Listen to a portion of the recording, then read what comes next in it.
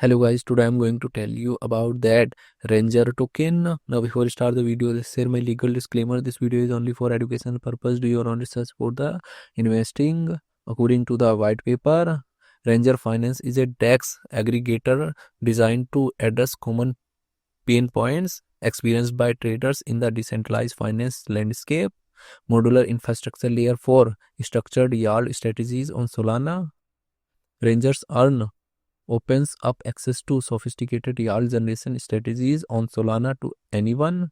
Through their words, users can participate in automated yield optimization without requiring deep knowledge on underlying DeFi protocol or complex trading strategies. Ranger Earn is a permissionless framework enabling anyone from re-owned hedge funds to boutique funds to create and manage yield generating vaults.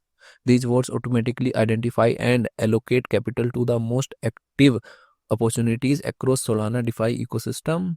Ranger project institution rating is 4.2. Ranger token total supply is 25.12 million and circulating supply is around 10.19 million RNGR token. RNGR token is listed on MEXC, Wix and other exchanges.